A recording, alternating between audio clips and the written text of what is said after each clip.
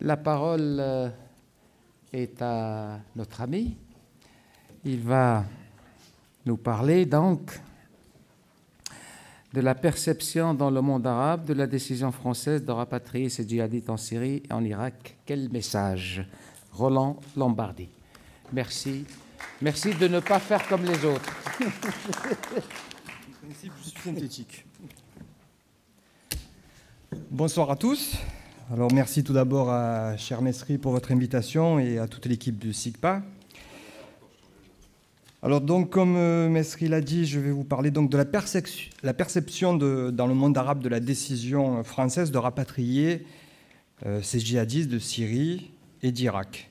Quel message nous donnons avec cette décision très précise? Je rappelle, c'est comme l'avocate, je crois qu'elle est partie, l'a bien dit, ce sont des rapatriements, c'est-à-dire ce sont les terroristes français condamnés en Irak et en Syrie que l'État français a décidé de rapatrier à ses frais, etc., etc. Donc quel message nous donnons avec cette décision très précise dans le monde arabe? Région que j'étudie particulièrement puisque je suis historien et spécialiste du monde arabe, enfin spécialiste, un mot que j'aime pas trop, je dirais plutôt observateur parce qu'on en apprend tous les jours, observateur du monde arabe et géopolitologue aussi. Donc quel message nous donnons avec cette décision? Je ne sais pas si le ministère des Affaires étrangères se pose souvent cette question, hein, ou du moins si elle se la pose, elle se trompe souvent, parce que souvent c'est le mauvais message que l'on donne. Alors je ne reviendrai pas sur les considérations politiques, philosophiques, éthiques que mes collègues depuis 14 heures ont abordées avec vous et ils l'ont très bien fait, très brillamment. Moi je vais vous donner un certain témoignage de ce que j'ai vu, ce que j'ai vécu quand je me rends dans ces pays. Mais avant de rentrer dans le vif de mon sujet, je voudrais poser quand même une question sur tous les débats que nous avons eus depuis le début.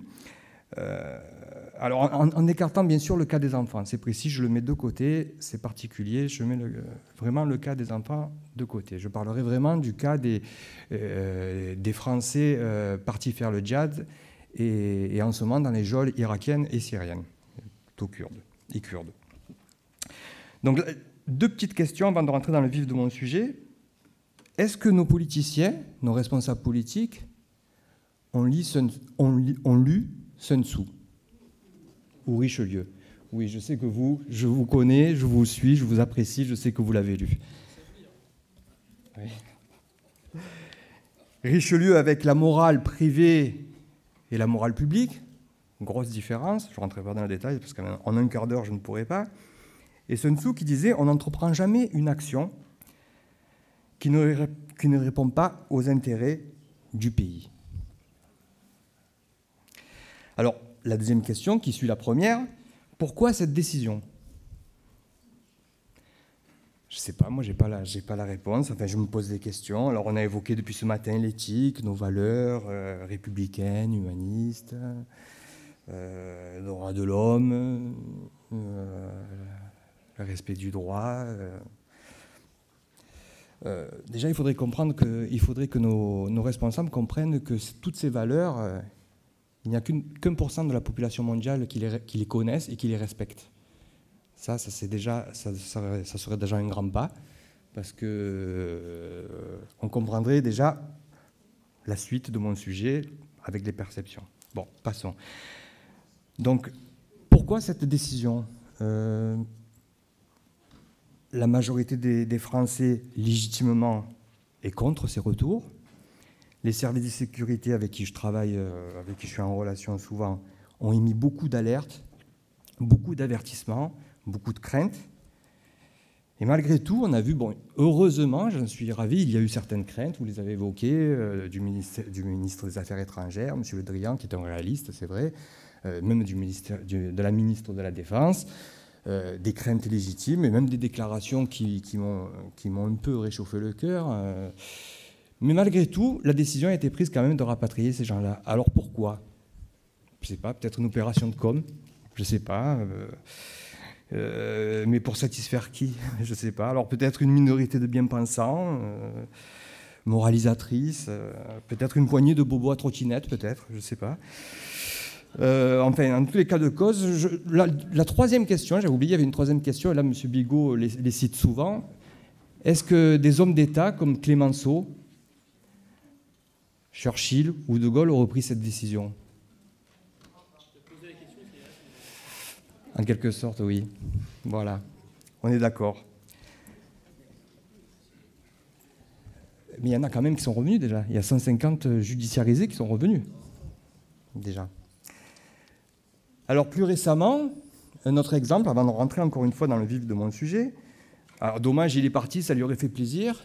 J'évoquerai le cas de la Russie, avec Vladimir Poutine. Alors, étonnamment, je vais peut-être en décevoir, j'aurais peut-être déçu M. Mesriadat s'il était là. La Russie a aussi rapatrié des anciens djihadistes russes. Alors, on va rappeler les chiffres. 5000 djihadistes, donc citoyens russes, partis faire le djihad en Syrie et en Irak. Et 7000 originaires de l'Asie centrale, des anciennes républiques soviétiques, qui sont partis aussi faire le djihad en Syrie. Alors, dans les 5000, il y a les Tchétchènes. La Tchétchénie, pour la Russie, fait partie vraiment du territoire russe, on va dire. Donc, il y a eu un débat, mais là-bas, alors, c'est pas parce que c'est les images d'Épinal de la Russie avec Poutine, l'autoritaire. Il y a eu quand même un débat, pas avec ceux que l'on croit, pas avec ses intellectuels. Poutine a eu un débat avec Kadyrov. Kadyrov était pour le retour de certains djihadistes. Au départ, Poutine a dit clairement, c'est niet. Femmes, enfants, c'est niet. Alors après, il s'est laissé convaincre. Il a fait revenir une petite centaine de femmes et d'enfants. Et certains, il faut le dire aussi, certains hommes adultes qui ont été très actifs. Mais ceux-là, ils sont traités par le FSB, l'ancien, pour ceux qui ne me connaissent pas, c'est le descendant du KGB, par les services, et surtout par Kadyrov qui a pris la responsabilité de gérer ses retours. Poutine lui a dit, bon, tu veux t'en occuper, tu t'en occupes. Donc vous connaissez tous Kadyrov. Donc il y a trois différences. Vous avez vu en proportion, une centaine, femmes, enfants, strictement, quelques hommes traités par les services. La deuxième différence, c'est que les peines judiciaires en Russie sont très lourdes. À partir de 13 ans, si vous êtes soupçonné d'extrémisme islamiste, c'est dans les geôles, 13 ans. Et la troisième différence, c'est que là-bas, justement, les Russes qui sont partis combattre en Syrie et en Russie, à la différence des Français qui souhaitent revenir, là-bas, ils ne sont pas très chauds pour revenir. Ils préfèrent rester en Syrie et en Irak. Donc, vous voyez les différences. Donc, ce qui nous amène au cœur de mon sujet, que je vous rappelle, qui est comment est perçue cette décision dans le monde arabe. Alors, il y a quelques semaines, j'étais en Tunisie, j'étais invité par l'armée tunisienne pour un colloque qui n'avait pas du tout ce sujet, c'était surtout sur les printemps arabes, les armées au Moyen-Orient et au Maghreb. Mais bien sûr, dans les discussions, j'aime bien poser des questions, parce que comme je suis historien, mais aussi géopolitologue, et la géopolitologie, il y a plusieurs matières, historien, psychologie, sociologie, etc., etc.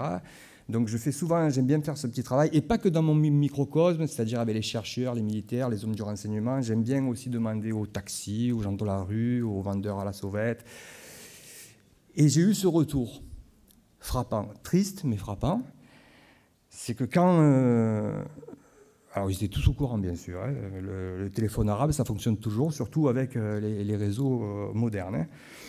C'est trois réactions, l'étonnement, l'incompréhension et certaines moqueries, il faut l'avouer. Parce qu'on me dit, voilà, vous avez une armée fantastique, c'est vrai, il faut un travail de malade, malgré les moyens, malgré les faibles moyens dont ils disposent. Nos services, sur qui je pense font un travail extraordinaire, et je pense même qu'on leur met trop toute cette question sur le dos. Mais voilà, vous avez des hommes politiques, des responsables qui sont un peu, je ne dirai pas le mot en arabe ni en français, un peu légers, on va dire. Donc le mot, c'est vous êtes inconscient et vous êtes faible. Et ça, c'est grave dans le monde arabe. Et, chose étonnante, on me rappelle souvent le cas de nos traducteurs afghans. Emmanuel, toi tu connais ce cas. Donc je vous rappelle, on a refusé le retour. Bon, on en a quand même sauvé quelques-uns. Certains députés se sont démenés pour... je crois que d'ailleurs vous en faisiez partie. Pour rapatrier nos interprètes afghans qui nous ont aidés en Afghanistan, qui aidaient l'armée française et auxquels on a littéralement abandonné au sort de leur ennemi, quoi. Voilà. Et ce qui est frappant, c'est qu'en Tunisie, au Liban, en Algérie, où je me déplace, on me rappelle cet exemple. Vous refusez de rapatrier vos alliés, ceux qui vous ont aidés, et vous rapatriez des gens qui veulent votre mort. Vous marchez sur la tête. Et ça, je l'ai vu, ça, ce sont des militaires qui me l'ont dit, des gens des services, mais aussi des gens de la rue. Vous voyez, ça se diffuse partout. Ce n'est pas que cloisonné dans un certain microcosme. Et ça, c'est l'image de la France qui en prend un coup. Vraiment. On va y venir. Parce que ça, c'est des décisions dont on ne mesure pas... Alors, encore une fois, on l'a peut-être fait pour faire plaisir à un petit groupuscule de bien-pensants, mais on ne mesure pas les conséquences. Parce qu'après, il y a des conséquences. Et c'est les mêmes reproches qu'on me fait quand je me déplace dans ces pays sur la crise migratoire, paradoxalement, sur la crise migratoire et sur des tas d'autres problèmes. Bon, on reste vraiment sur le sujet des rapatriés. Donc c'est une image déplorable que l'on donne. Parce qu'on oublie qu'en relation internationale, tout n'est pas qu'une question de droits de l'homme, de morale, à deux vitesses. Parce qu'on me rappelle souvent aussi, ouais, vous faites la morale, mais vous vendez des armes à l'Arabie Saoudite qui bombarde le Yémen. Ouais. Qu'est-ce que vous voulez que je réponde à ça? Donc tout n'est pas une question d'idéologie, ou pire, de calculs commerciaux à court terme. Parce que c'est souvent, voilà, c'est le pilier de la diplomatie française actuellement, et je le déplore, c'est la diplomatie économique et la diplomatie émotionnelle, qui s'entrechoquent, vous voyez, au Yémen.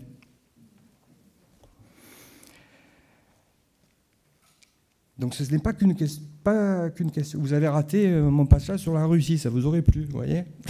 J'ai des oreilles partout. Ah, vous avez entendu? Oui, j'ai entendu il y a un écran. Je vous questionnerai. Je suis l'œil de Moscou. D'accord. Donc ce n'est pas que des questions de droits de l'homme, de morale, d'idéologie, c'est une question de psychologie. Et avec ce genre de décision, on perd l'ascendant psychologique. Et tous ceux qui ont été sur des conflits de guerre, qui ont été des anciens militaires, le savent, l'ascendant psychologique, comme dans un combat ou dans un conflit, c'est très important. Et je parle d'ascendant psychologique parce que nous sommes en état de guerre. On nous l'a assez rabâché quand même. Vous voyez ? On nous a assez rabâché que nous étions en état de guerre. Donc, quelque part, on perd en quelque sorte cet ascendant psychologique. Et ça m'a rappelé, alors, certains intellectuels qui sont parmi nous pourront me le rappeler, parce que je ne me souviens plus qui a dit ce savant ou cet intellectuel à propos de la Seconde Guerre mondiale. Ça me fait penser un peu, en quelque sorte, à cette citation sur la Seconde Guerre mondiale, donc d'intellectuel dont je ne me souviens plus le nom. Cette guerre, beaucoup voulaient la gagner, mais peu voulaient véritablement la faire. C'est exactement ce que ça me fait ressentir actuellement face à notre problème, face au problème du terrorisme et de l'islam radical. Alors tout ça, c'est des questions basiques, attention, hein, je ne rentre pas dans des questions philosophiques, intellectuelles. Et les relations internationales, c'est souvent très basique. Hein. Regardez Trump. Hein. Poutine et Trump, ils font du basique et ça marche. Enfin, pour l'instant, ça marche. Alors en Méditerranée, alors vous l'avez entendu avec mon accent, je suis marseillais, d'origine corse, donc facteur aggravant. En Méditerranée, au Moyen-Orient, on vit de dignité personnelle. Ça, c'est un point commun tout autour du bassin méditerranéen. Les peuples qui y vivent sont des gens fiers. Ils ne respectent pas du tout, voire ils les méprisent, les gens qui s'humilient et qui réunissent leurs valeurs et surtout les valeurs cardinales qui sont les valeurs de la force, de la fermeté et du rapport de force. Et ça, nos diplomates l'oublient souvent. Donc tout ça pour vous dire que le sentimentalisme, l'angélisme... Alors je ne porte pas de jugement, hein, je vous fais un constat, je vous fais un témoignage. Le sentimentalisme, l'angélisme, les demi-mesures, dans cette région, vous voyez, c'est très mal perçu, notamment vis-à-vis de certains mouvements, comme l'islam politique. On le voit, alors que ça plaît ou ça plaît peut-être pas. Autour de ce pays, ils ont pris conscience du danger de l'islam politique. Pendant longtemps, ils ont joué double jeu, ils s'en sont servis, ils les ont manipulés, mais aujourd'hui, ce n'est plus le cas, notamment avec l'islam politique. Et je rappellerai, l'islam politique, les frères musulmans, c'est la matrice de Daesh. Attention, c'est le même objectif. Les manières sont différentes, mais c'est le même objectif. Ne l'oubliez pas. Donc les demi-mesures, le sentimentalisme, l'angélisme, c'est suicidaire sur ces questions, surtout pour nous. Comme la Russie, qui elle en est consciente. La Russie est une puissance musulmane, hein, j'ai oublié de le dire. 15% de la population russe est musulmane. Et ce n'est pas une population immigrée, c'est depuis des siècles et des siècles. La religion russe est une religion d'État, etc. C'est une puissance musulmane. Le principal pilier de leur intervention en Syrie et ailleurs dans le Moyen-Orient, c'est la non-contamination de leur population musulmane par les idées de l'islam politique et de l'islam radical. C'est ça, c'est la clé. Après, ça leur a rapporté des marchés, des nouvelles alliances, des nouveaux contrats. Ça, c'est un autre sujet, on pourrait l'apporter dans un autre colloque. La fidélité des alliances, ça a beaucoup plu dans le Moyen-Orient. Le message était clair. Vous direz, à la différence des Occidentaux qui font souvent la morale, eux, le message était clair. Vous gérez votre pays comme vous voulez, nous ne voulons pas d'islam politique. Et tous les dictateurs ou les apprentis dictateurs aujourd'hui, ils ont bien reçu le message. Hein. Ils vont tous à Moscou maintenant. Ça, c'était la petite parenthèse.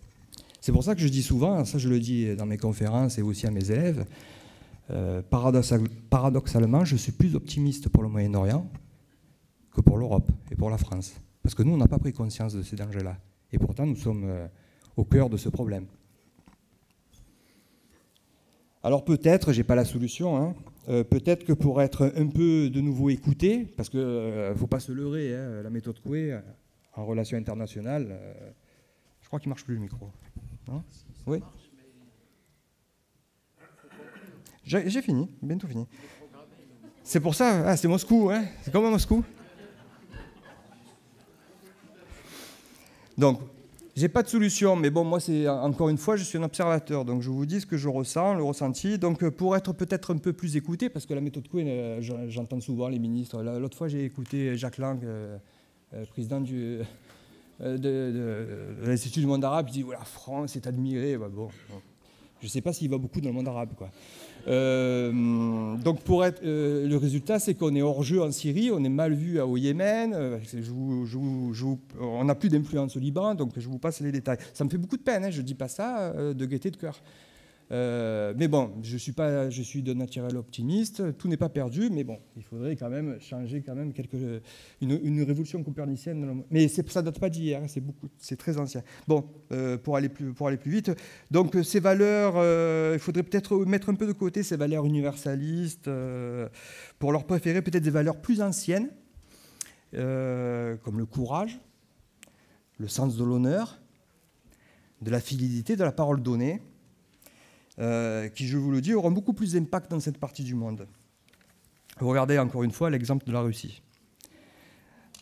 Ça leur rapporte même au niveau commercial. Alors malheureusement, pour cela, il faut des hommes d'État. Là aussi, c'est une autre question. Est-ce qu'on en a ? Moi, j'ai pas la réponse. Tout ça pour vous dire, bon, tout compte fait, je ne sais pas si... L'analyse que je fais, ce n'est pas le terrorisme et l'islamisme notre plus grand danger. C'est pas ça. Non, c'est pas ça. C'est notre laxisme, notre angélisme et la déconnexion d'une certaine élite qui n'a pas compris le vrai danger.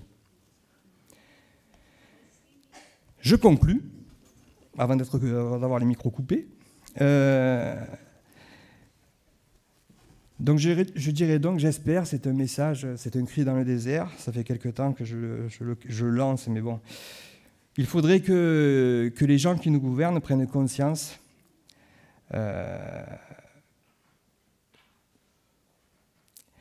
que la tolérance, la solidarité, la charité universelle, c'est de très belles valeurs. C'est très bien. Mais chez nos amis, dans la partie sud de la Méditerranée et au Moyen-Orient, et surtout chez nos ennemis, c'est souvent perçu comme de la faiblesse. C'est ça le problème. Et lorsque nous projetons cette image de faiblesse, nous recevons la haine, et nous recevons et nous récolterons la violence. Merci beaucoup de votre attention.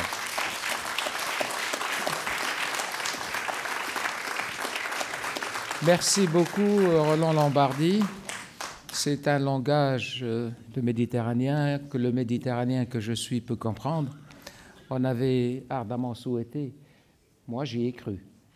Beaucoup de chefs d'État y ont cru, y compris Bachar al-Assad. L'Union pour la Méditerranée, monsieur le député, c'était un grand projet qui a été saboté, massacré immédiatement par l'Allemagne et pour cause. Malheureusement, le président Sarkozy n'a pas tenu bon. Mais enfin, c'est une autre histoire. Vous avez parfaitement raison d'associer Daesh et frères musulmans. Du point de vue idéologique et non pas tactique, du point de vue idéologique et stratégique, il n'y a pas de différence. Et ça, ils sont géniaux, vous savez, les islamistes en général. Cette métastase de concepts, Daesh, Nosra, Qaïda, Taliban, frères musulmans, etc., ça fait partie de leur tactique.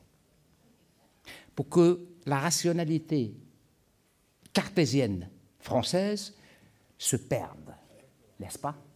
Et c'est vrai que la rationalité cartésienne n'est pas outillée pour décrypter et conceptualiser exactement ce qui se passe de l'autre côté, c'est-à-dire de notre côté à nous, n'est-ce pas? C'est Morsi qui a dit ça, le président de l'Égypte. Un Daeshien, c'est un frère musulman en phase terminale. Il l'a dit dans son interview avec René Girard dans le Figaro. J'ai trouvé ça pas mal de la part d'un général président. Emmanuel. Si, pardon. Si. J'ai dit qui? Non, merci, qu'Allah et son âme. Si, bien sûr.